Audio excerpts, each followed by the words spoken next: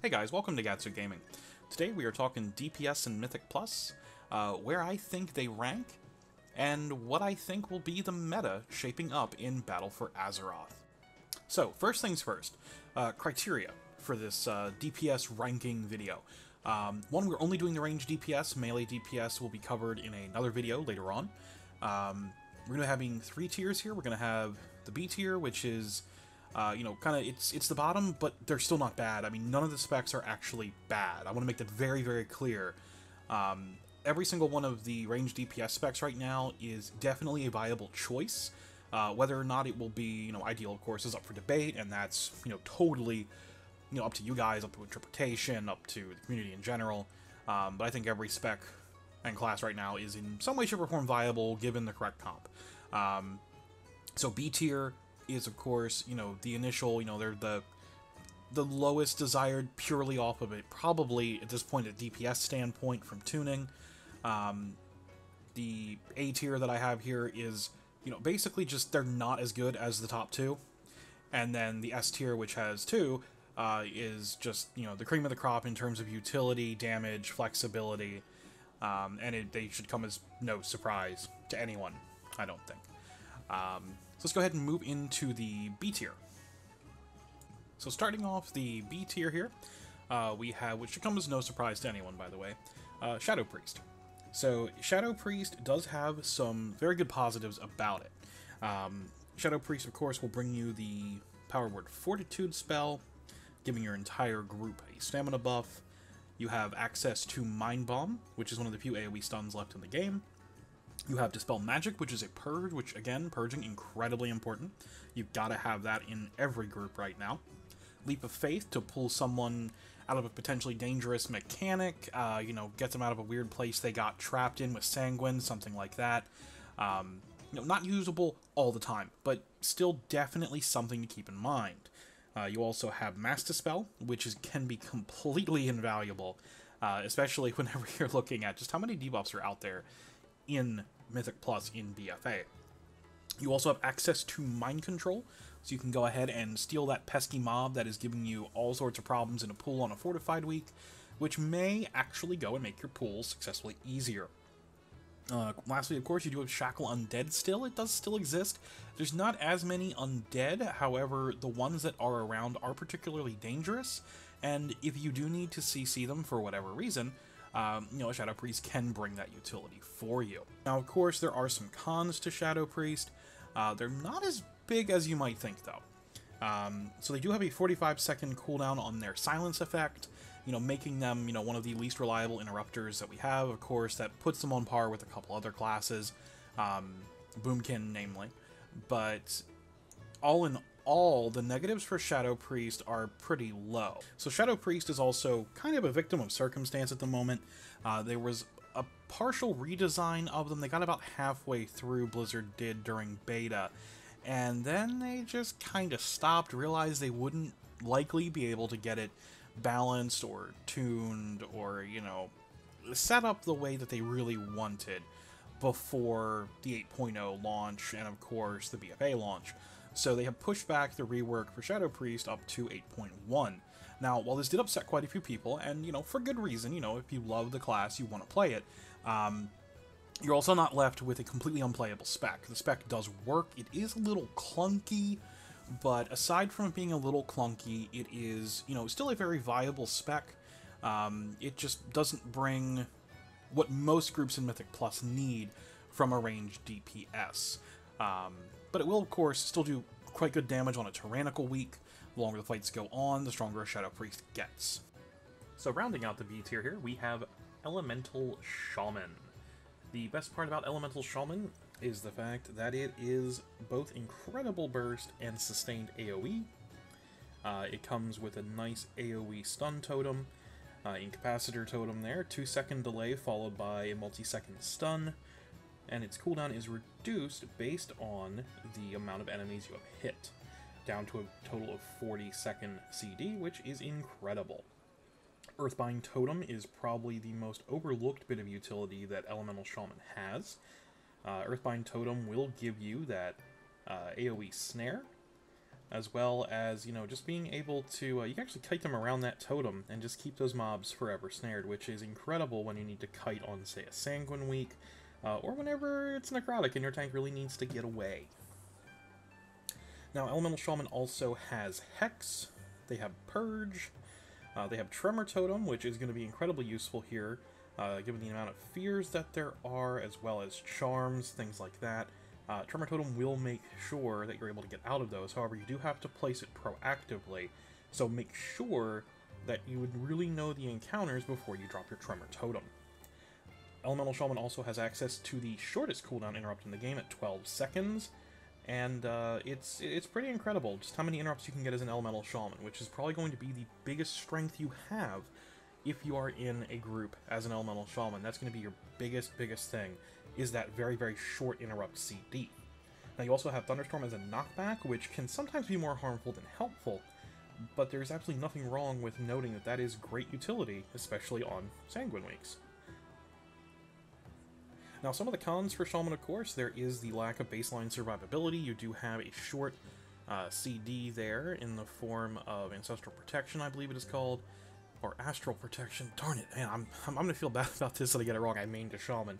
But it's essentially a shield wall on a 1.5 minute cooldown. Very, very powerful, but of course, that is all you have. You have baseline, you know, extra healing for yourself, but you really can't cover yourself if there's multiple points where you do need a defensive, which is Shaman's biggest weakness right now.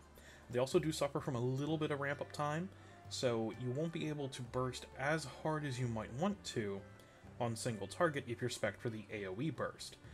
You know, and of course vice versa. So that is kind of a little issue with their talents. Hopefully that'll be worked out in 8.1, where they sit in the same vein as Shadow Priest. So then, starting out here with our A tier, this is the specs that are basically right in the middle. They are very well placed, but unfortunately are not the top, either based on damage numbers or just overall utility that they bring that is, you know, the most effective most of the time in Mythic Plus. So the first one here we have is Hunters, of course. Hunters are one of those classes that is both fairly survivable while bringing a good deal of utility to the group. Now, of course, with Hunters, we are only here talking about Beast Mastery and Marksman, as Survival is a melee spec, so we will not be discussing Survival at all today. Now, the biggest thing between BM and Marksman is that BM, of course, has access to a multitude of pets that at this point really just look different, and of course most of their damage comes from their pet as Beast Mastery. Now what I'm looking at so far is that between the two specs, you're going to see a minor damage difference, but it won't really be that big of a deal. If you need the pet utility, you have it by going Beast Mastery. If you don't need it, you can of course go Marksman, but the best part is that with the way they have changed Lone Wolf to now be just a standalone passive in the actual spellbook, you don't have to talent it anymore. You can bring a pet out if you need for the utility for a fight, and you'll just lose a little bit of damage. One of the pros of Hunters is that they have very strong single target burst, pretty good sustained cleave as well. Overall utility, they bring Freezing Trap, Intimidation, Tar Trap for a nice big AoE snare, a 24-second interrupt, which is a little longer than most, but is definitely not anywhere near as daunting as, say, Shadow Priest or Boomkins is. You have the Pet for Heroism, you have your Pet Purge on certain pets, which you may need, and you also, of course, have Misdirection, and since tank threat is going to be an issue in this expansion, it's definitely well advised to bring a Hunter or a Rogue with you just for that, especially if it's going to be a Skittish week. I can only imagine that Skittish, you're going to almost be required to have a Hunter or a Rogue with you. And taking up the number 3 spot here, we have Balanced Druid. Balanced Druid is by far the tankiest of ranged DPS specs, in my opinion, and it definitely has one of the strongest sustained AoE kits that is available for your Mythic Plus groups. Now, Boomkins have been a very much staple of the Mythic Plus scene pretty much since Mythic Plus started. They just offer so much utility that it's very difficult to not run a Balanced Druid. I mean, you have access to Battle Res, Remove Curse, which wasn't all that big of a deal in Legion, but is definitely more so in Battle for Azeroth. You have access in one talent row rather, to both a stun a Mass Root, and a Typhoon, as well as having very good off-heal potential in Restoration Affinity. Now you also have access to Entangling Roots as a pseudo CC, as well as having now, with the return of Hibernate and Soothe, multiple options to deal with potential problems. Hibernate, of course, will go ahead and make any beast just kind of take a nap and sit out of combat. You actually can use it during combat and put things to sleep as an interrupt, which is pretty hysterical, and Soothe will remove enrage effects. According to what we've seen from beta so far, it appears as though you can actually dispel the raging affix off of mobs, which, if true, and that sticks around, could be one of the biggest pluses for, having a boomkin around. It could also make a Druid healer almost a necessity. So we'll have to keep an eye on that, but it looks as though Balanced Druid is set up to continue to be a very strong force in Mythic Plus, both for just about any group as well as for those high-end groups as well. So for our first spec here in the S tier, the top of the ladder, cream of the crop, we have the Mage. Mage is still an incredibly powerful tool, absolutely any Mythic Plus group. One of the biggest constants with Mage is the fact that not only does it fit into pretty much any group, it brings heroism with it in the form of Time Warp, or Bloodlust if you're Horde. Now there are spec-specific shields which give it great survivability. You have Ice Block as an immunity to deal with problem mechanics that would otherwise, one-shot you. Not that that should be an issue with Mythic Plus in BFA, as we've been promised. You have Invisibility to maybe sneak away and get a reset if you need.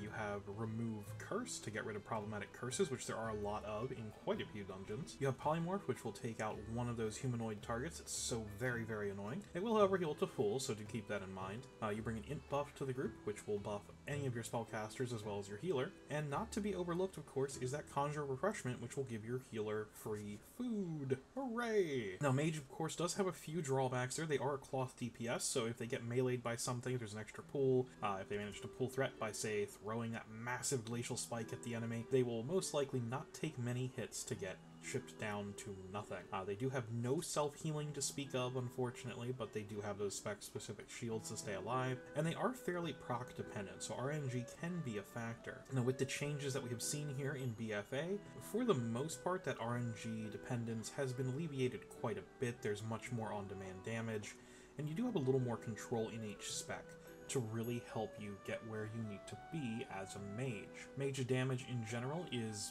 actually quite high. Glacial Spike is currently, I believe, the highest simming spec in the game if you're playing a Frost Mage. And just in general, Frost Mage is actually, I believe, the top of the pile right now, which may or may not be the place you want to be going into an expansion, especially whenever there's some other specs that are performing significantly lower than they should. However, Mage, of course, is very strong and will definitely complement just about any group quite well. And of course, taking our absolute top spot, we have the Warlock. Warlock is by far, I believe, the most solid class for Mythic Plus in general when it comes to DPS.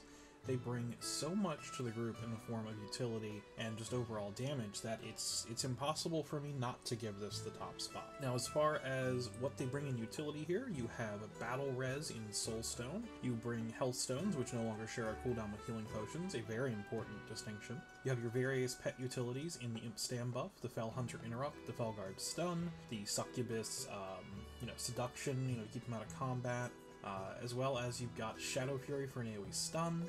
Each spec does a fairly good bit of damage. Right now, I believe that Demonology does sit a little bit behind the others.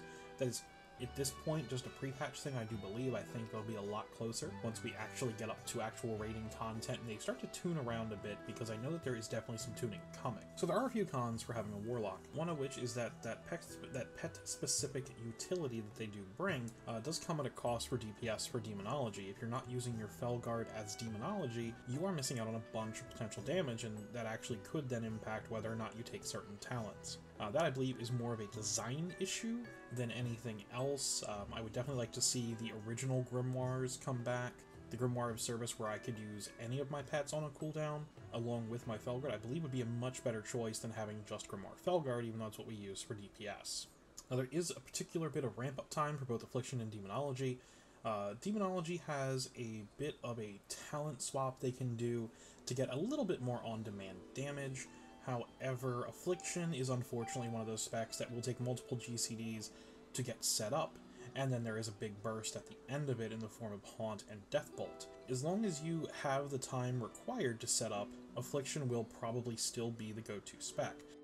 That being said, all three specs are very viable. They do great damage when they have the proper setup, the proper conditions are met. Anywhere where you have to move constantly, Affliction is just going to come out ahead because you have all the passive damage. Demonology does require you to turret quite a bit unless you talent into Power Siphon, and Destro in general is just kind of that happy in-between where you definitely do need to stop in order to do your best damage, but you can still do a little bit on the move. And that does it for today's video. So thank you guys so much for checking in here.